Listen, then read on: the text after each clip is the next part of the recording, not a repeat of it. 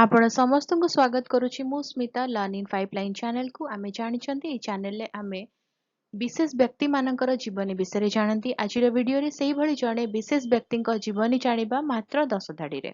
ଆରମ୍ଭ କରିବା। ଲଲାଟେନ୍ଦୁ ବିଦ୍ୟାଧର ମହାପାତ୍ରଙ୍କ ଜନ୍ମ 14 ଫେବୃଆରୀ 1964 ମସିହାରେ ହୋଇଥିଲା।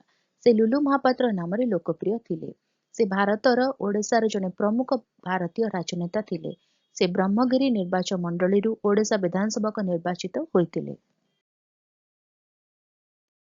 ସେ ଓଡ଼ିଶାର ରାଜନୈତିକ ଦୃଶ୍ୟପଟରେ ଏକ ଗୁରୁତ୍ୱପୂର୍ଣ୍ଣ ଭୂମିକା ଗ୍ରହଣ କରିଥିଲେ। ତାଙ୍କର ପ୍ରଚଣ୍ଡ ବକ୍ତୃତା ଦକ୍ଷତା ଏବଂ ଜନ ଆକର୍ଷଣ ପାଇଁ ଜଣାଶୁଣା ଥିଲେ।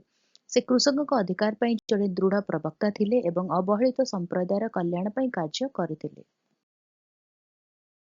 ସେ ତାଙ୍କର କାରିଶ୍ମା ଏବଂ ନେତୃତ୍ୱ ପାଇଁ ଜଣାଶୁଣା। ତାଙ୍କ ସମର୍ଥକମାନେ ତାଙ୍କୁ ଗଭୀର ସମ୍ମାନ କରୁଥିଲେ।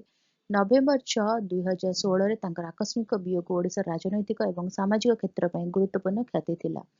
ଜଣେ ଜନନେତା ଭାବରେ ସ୍ମରଣୀୟ ଏବଂ ତାଙ୍କର ଐତିହ୍ୟ ଅନ୍ୟଙ୍କୁ ପ୍ରେରଣା ଦେଇ ଆସୁଛି। ରହୁଛି। ଦେଖା ହବା ଆଗାମୀ ଭିଡିଓରେ। ଭଲ ଲାଗିଲା ଯଦି ଟିକେ ଲାଇକ୍ କରିଦେବେ, ଭିଡିଓକୁ ଆମ ସହିତ ସେୟାର କରନ୍ତୁ, ଚ୍ୟାନେଲକୁ ସବସ୍କ୍ରାଇବ କରି ବେଲ୍ ଆଇକନ୍ ପ୍ରେସ୍ କରି ଅଲ୍ ନୋଟିଫିକେସନକୁ ଅନ୍ ରଖିଥାନ୍ତୁ। ନମସ୍କାର।